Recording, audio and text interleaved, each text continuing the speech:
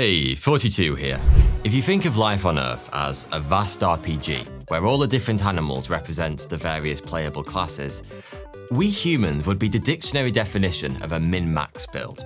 Our intellect would be the envy of every other class in the game, but our other attributes would all be close to zero.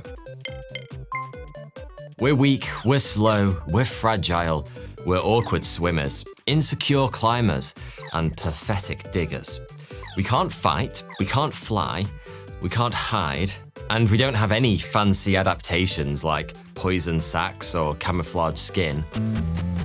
In short, apart from the fact we've managed to grow melon-sized brains, humans are totally shit.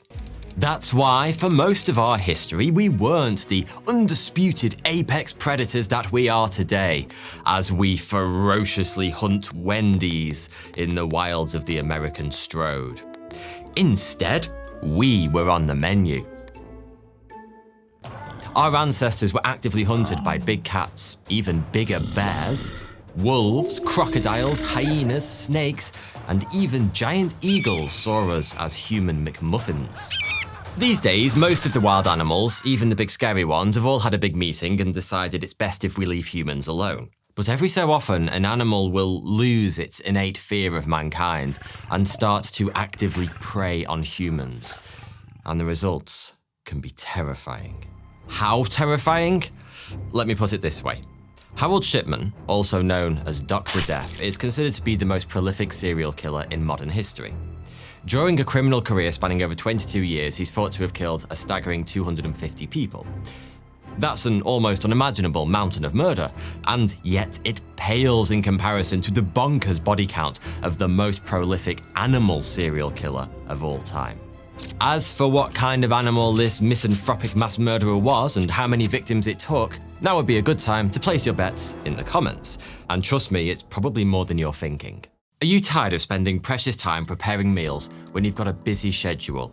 Well, Huel is fast food that's good for you. Huel's hot and savory range includes hot, tasty, plant-based instant meals that give your body all the good stuff it needs to thrive. It's 100% nutritionally complete and contains 26 essential vitamins and minerals and 24 grams of protein. Protein is just one of the most important things you can give your body to keep it functioning optimally. Made with natural ingredients, Huel's hot and savory range makes for a perfect lunch or dinner. Recently, I've been really digging this tomato and herb flavor. With its fresh-tasting, homegrown, garden-like flavors, it's been a perfect lunch option during these summer months. Huel Hot and Savory couldn't be any easier to make. You simply add boiling water and then leave it for 5 minutes. That, folks, is literally it. And there you have it, a hot, nutritious, tasty meal. Did I mention it's also really affordable? So click the link in the description to try Huel today. If you use my special link, you'll be supporting the channel.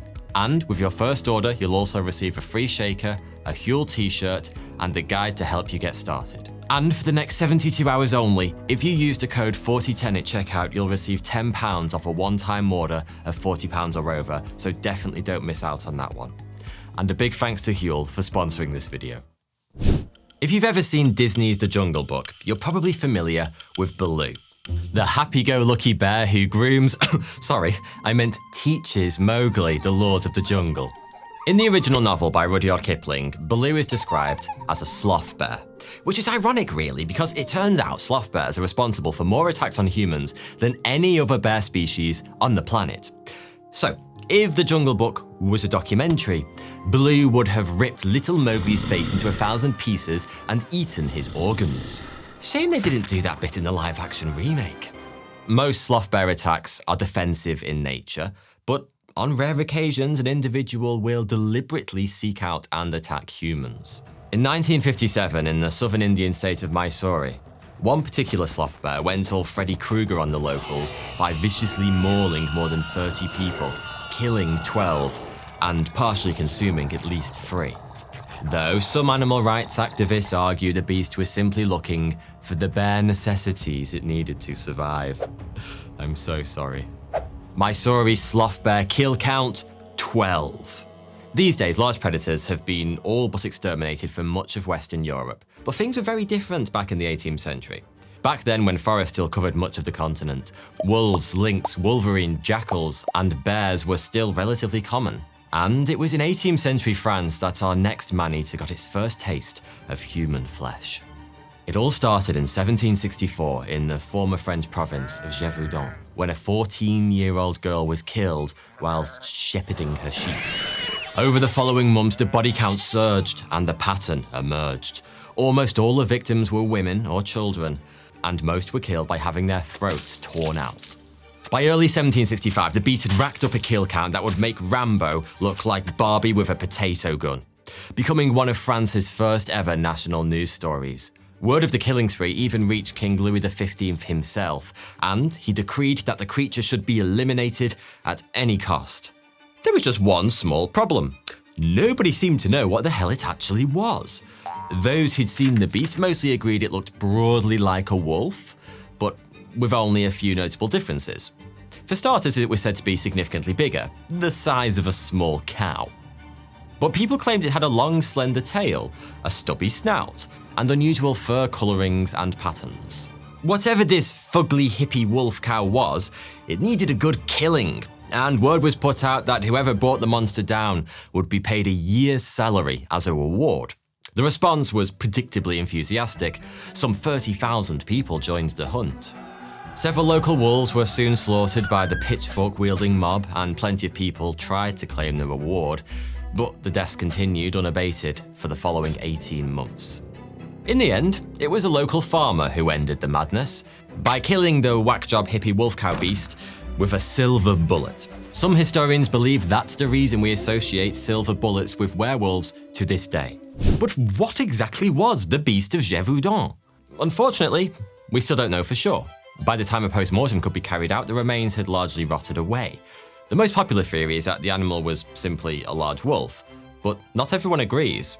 After all, your average 18th century French peasant would have been pretty familiar with what a wolf looked like. It was one of only 3 questions a peasant would have gotten right in a pub quiz, along with what do you put in a pottage and, in 2 short sentences, describe the reciprocal influence of feudal structures on the labyrinthine evolution of social, political dynamics and economic paradigms within your local fiefdom. Some people believe the beast was a lion, or perhaps a hyena that had escaped from some rich tit menagerie. Others, predictably, went full werewolf.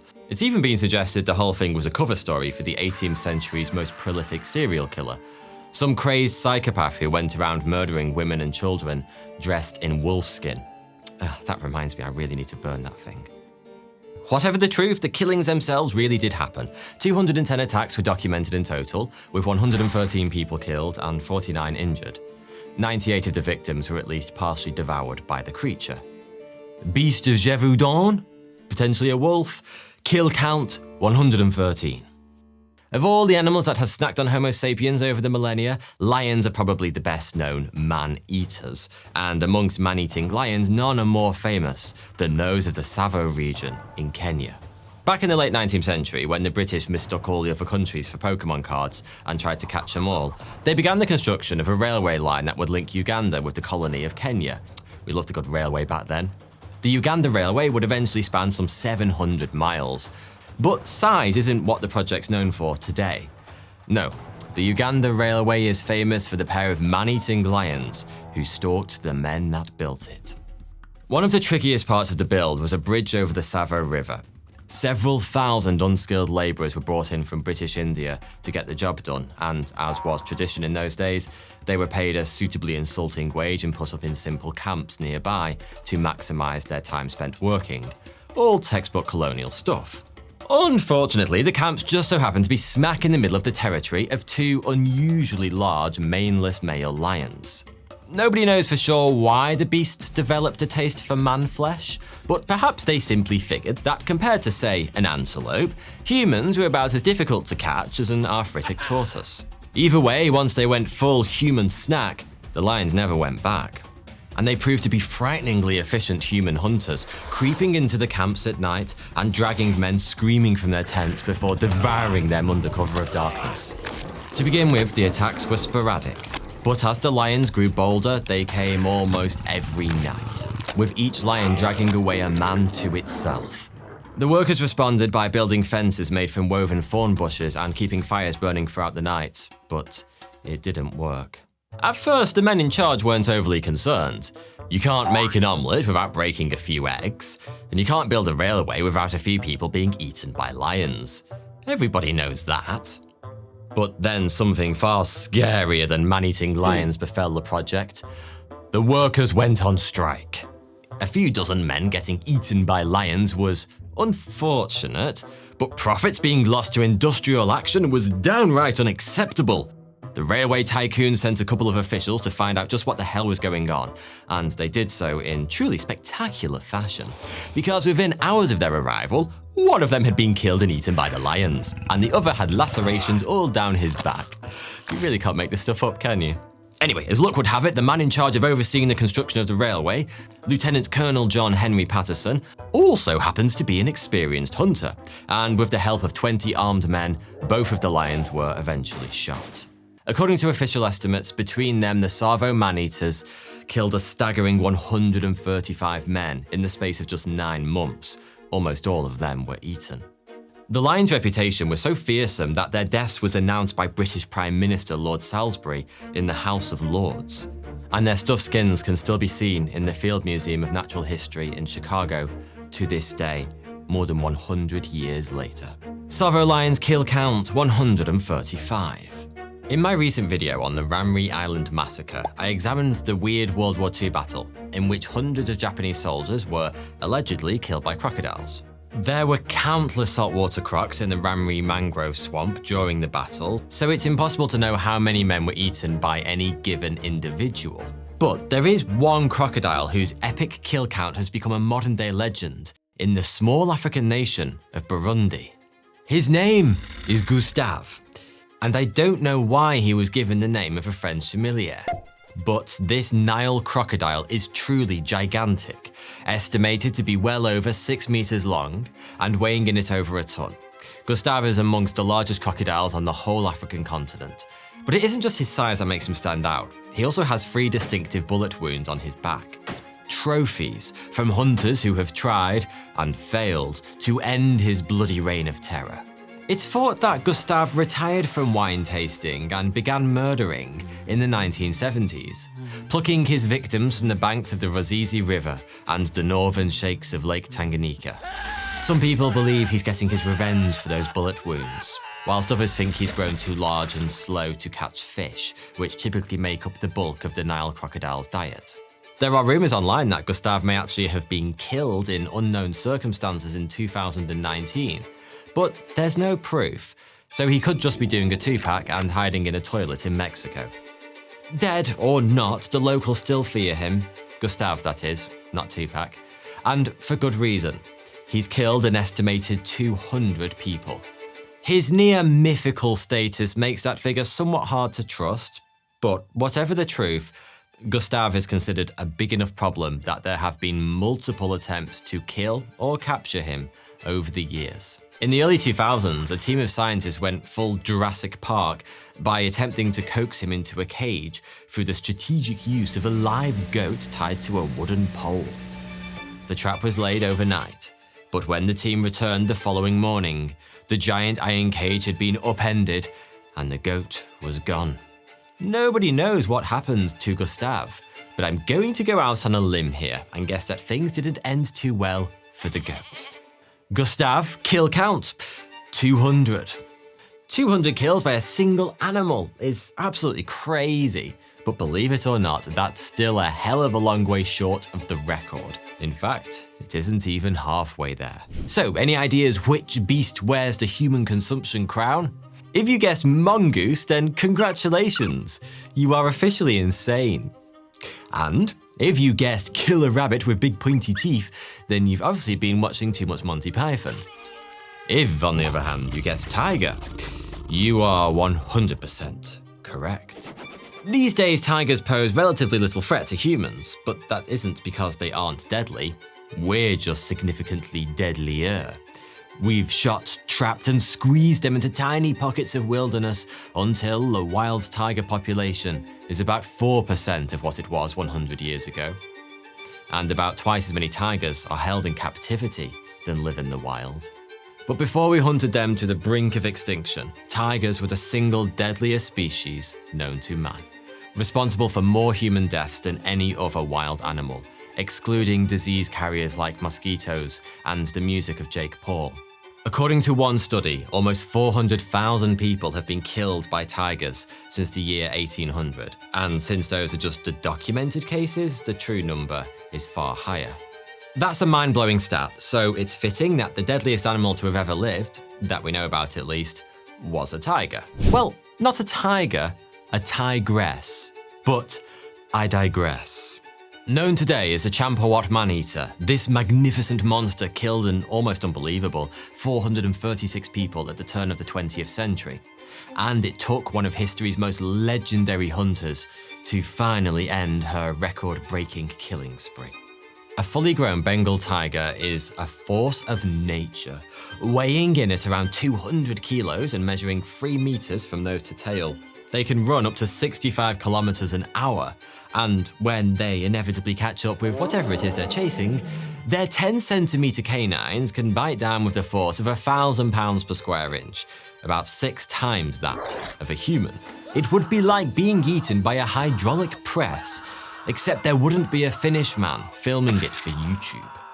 The Champawat man-eater first got a taste for human flesh in western Nepal in 1903. At first, a tiger would hunt down lone villagers, usually women and children, when they ventured too far into the forest to collect wood or forage for food. But just like the Savo lions, over time, she grew bolder, eventually just sauntering into settlements in broad daylight and picking people off at will. According to contemporary records, the tigress racked up an astonishing 200 kills in Nepal, evading scores of hunters in the process. The situation got so serious that the army was called in, and whilst they were unable to take down the tiger, they did succeed in forcing her over the border into India, where she promptly picked up where she'd left off, murdering her new neighbours left, right and centre.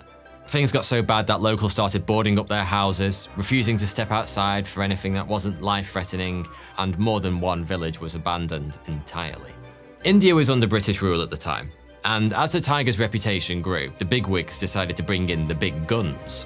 Jim Corbett is probably the most famous dangerous game hunter who ever lived.